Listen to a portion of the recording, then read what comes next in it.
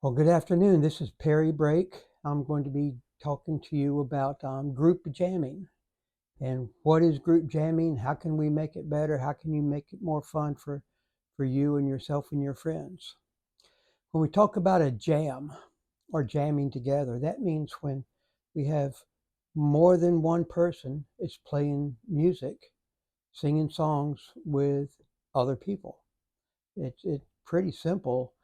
Usually it's done without written music. Usually it's done very informally. It can be in a park, it could be in somebody's living room, it can be in a church, it can be in a community center, it could be on a stage, or it can be in the seats off the stage. Um, One thing to understand is that every single jam is going to be different. You're going to have different people in it. You're going to have different song selections. You're going to have different skill abilities of the players. You're going to have beginners, you're going to have intermediate players, and you might have a few advanced players in your jam. So when you go to a jam, when you find out where there's jams and you want to visit them, first thing you do when you go to a new jam is you listen. You just use your ears that you were given um, to find out what types of musics are being played. How is the jam being led? Is it a free for all where people just start playing songs, or is it moderated by one person? Um, is it being moderated by a fiddle player? Is it being moderated and led by a banjo player? You sit and listen to some of these things and get a feel for the jam. Listen to what songs they're playing. Are they playing country music? Are they playing gospel music? Are they playing old time music? Are they playing bluegrass music? All that's going to fall into place when you decide it's your turn to lead a song.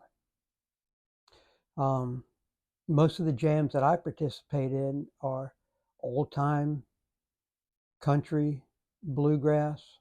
Well, actually, it's a little bit of everything.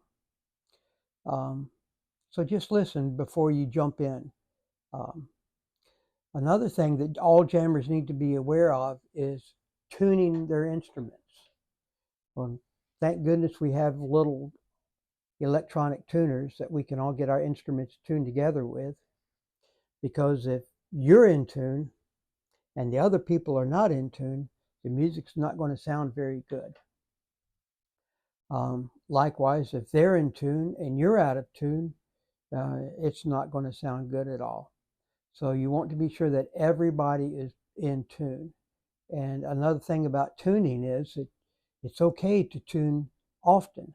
For sure, you need to tune before the jam starts. But then you also need to check your tuning every few songs. If you decide you're going to be using a capo on your instrument, well, then you need to place your capo. Then you need to check your tuning again, because chances are that capo has pulled your instrument out of tune, and you need it to be perfectly tuned all the time. Another item to be aware of in jams is the tempo of the song. And the tempo is the speed that the song is being played. The tempo needs to be consistent, and everybody needs to play at the same tempo. Um, if you start speeding up, you might get other people starting to speed up with you. Or if you hear somebody speeding up, you might try to keep up with them. But the objective is to keep the tempo steady. And there's one instrument that's its main job. That's the big upright bass. Their job is to drive the tempo and keep it steady. So a good bass player is going to understand that it's their job to keep this tempo steady. Start it out at one speed, keep it at that speed, end it at that speed. And the jam is going to be much better for that. Song selections in a jam. Here's something that's very, very important. The larger your jam is, meaning the more people you have in your jam, you have to assume that the skill level for the players are at the beginner's end. The more people you have, the more beginners you're probably going to have in your jam circle. On the other hand, you have to assume, or you may assume, that in a small jam, the skill level is probably a little bit higher. So your song selection can be a little bit differently. But for a beginner's jam, you need to choose songs that are simple. 3-chord songs, maybe a 4-chord songs. If you start picking songs that have more than 4 chords in them, your chances of losing people in your jam increases.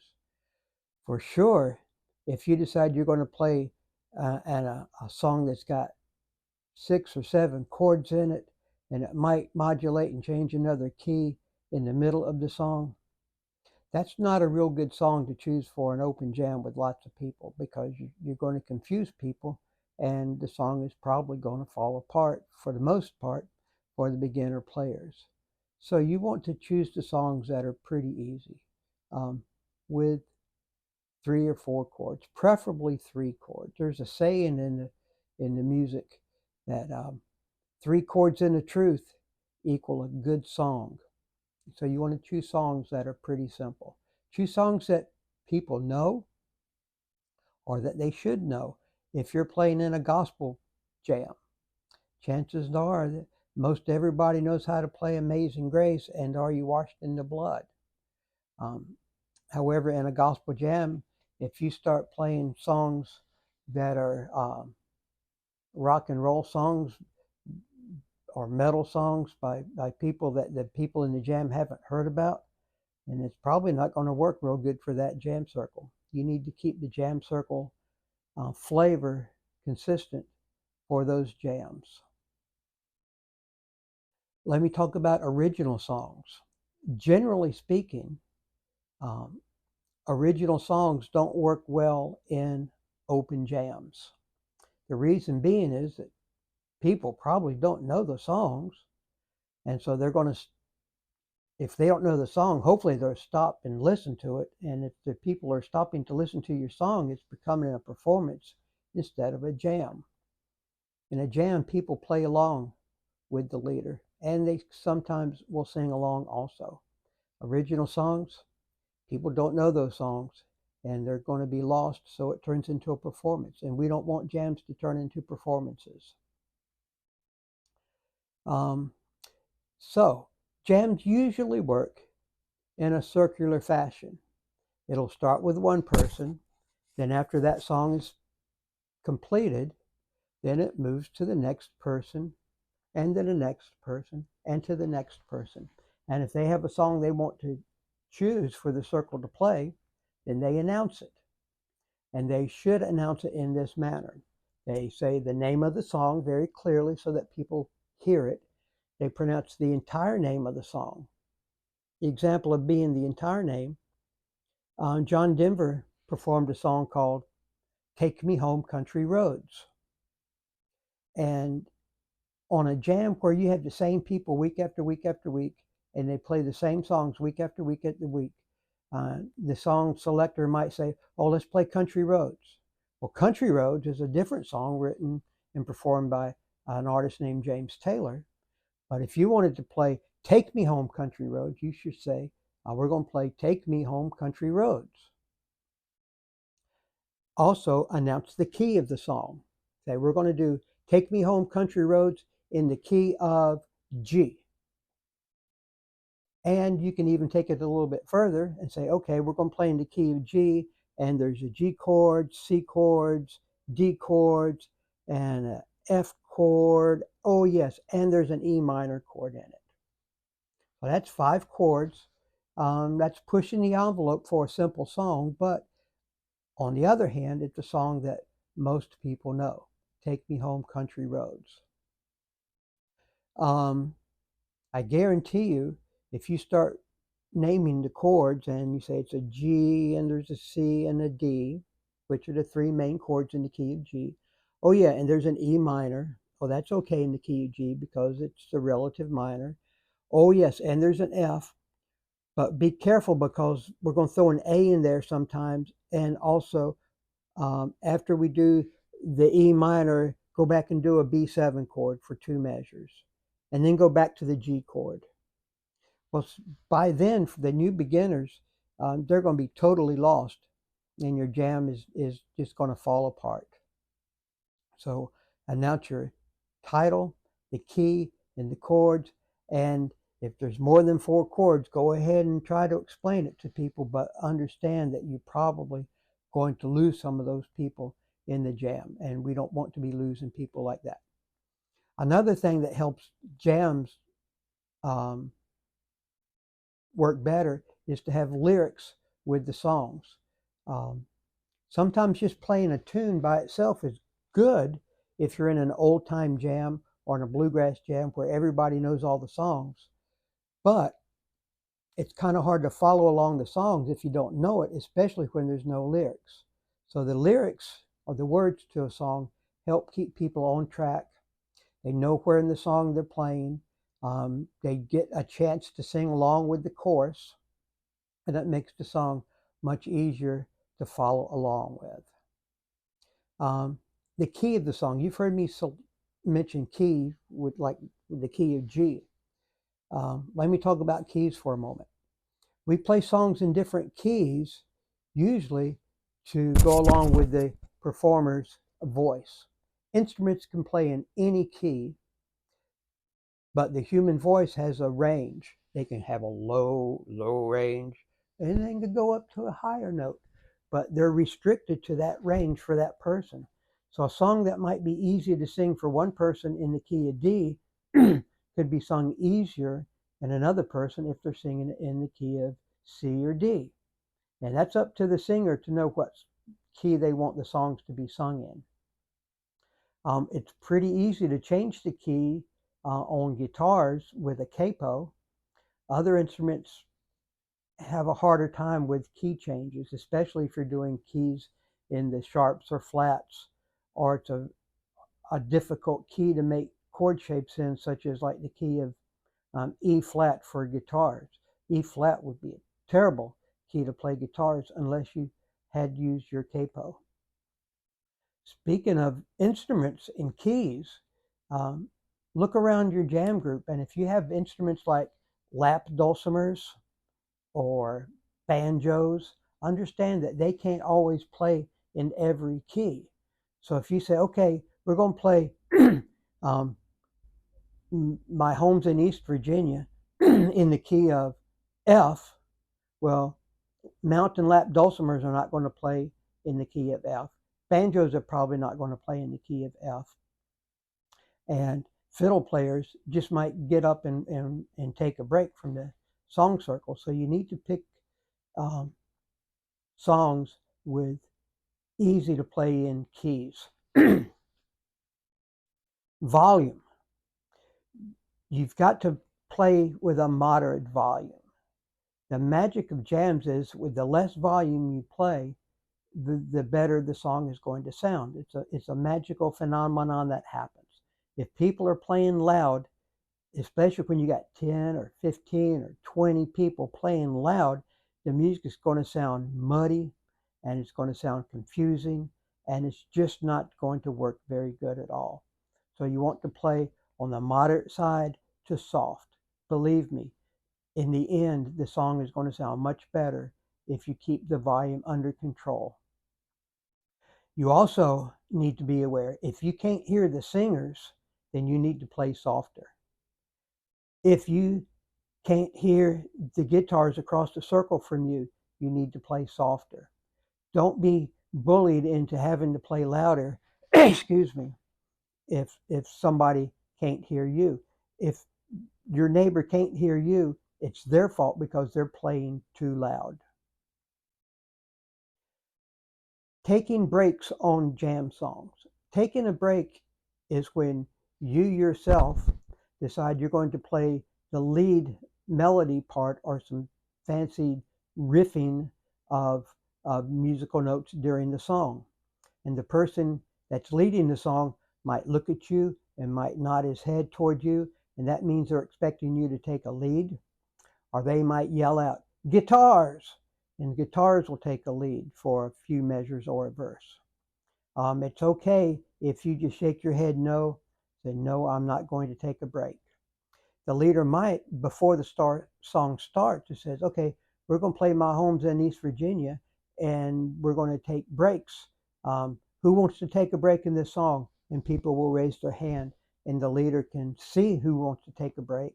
And when it comes time for those breaks, well, then the leader will say, guitars, go ahead and take it. Or mandolins, it's your turn, take a break. And so that's good. Those are breaks. Having electronic devices or having notebooks of paper to play from your songs is okay. We understand that people can't memorize catalogs of hundreds of songs, although some people can. I know people that can play hundreds of songs for melodies. But for the most part, people that are participating in these open community jams, they don't have these songs memorized. And even if they had their own songs memorized, the other people wouldn't memorize it either. So people could bring their notebooks with hundreds of pages of songs and bring their stands or use a chair, or they might bring their iPads or their Android devices and play from them. The problem I have with that is that sometimes people just get so engrossed into their own devices, they end up playing from looking at their screen instead of listening with their ears to the music that's being played. That's a bad habit to get into. Use your devices judiciously to help you with some words, or it might help you remember where to change chords, but try to develop your sense of listening so that you can hear the song, you can hear the singers, you can hear the melodies, you can hear when the chord changes. Because I'm going to talk about in other videos, how do we know which chords to change to? How do we know, are we going to sing a verse? Are we going to sing a chorus? Those kind of things we can talk about in other videos. So I hope I've given you some ideas of how to go to a jam, get familiar with a jam, know how to participate in a jam. One important thing I forgot. See, I have an outline on a board behind the camera, but sometimes I miss. Between the songs, if you have somebody who's kind of nervous, or they just like to keep playing and playing and playing between songs, they might be what we call noodling between songs. And noodling is when one or two people just keep playing. They might be playing songs that are totally unrelated to the jam. They might be playing a song that they're thinking about playing, but what they're actually doing, other than noodling on their own instrument, is they're distracting people who are trying to listen for the next song. Try to avoid noodling between songs. At large jams, even at small jams, it's a bad habit. It's a distracting habit. It's annoying, and it can make the jam experience unpleasant for people. It's going to happen. It might happen to you. It might happen to your best friend. It might be your best friend who's noodling, but somehow they need to get across. When you're not playing a song, don't play at all. It's okay to tune your instrument, but tune your instrument judiciously. With our little tuners, we don't have to be loud. It's okay to get up from the jam circle and go to another room to tune. It's okay to even turn yourselves around in your chair, face outside the group to tune. But we don't want people just playing along. Some people might even be like unconsciously showing off their skills. This is not the time to show off. A jam is not the place to be a rock star. It's not the time to be a performer. It's playing music together. And everybody in the jam, if it's 3 people, if it's 23 people, everybody has the same job. And I want to leave you with this today. Your job in a jam is to make the song sound better. And I'm not going to point my fingers at you, but I'm going to point up. Number one job is to make the song sound better.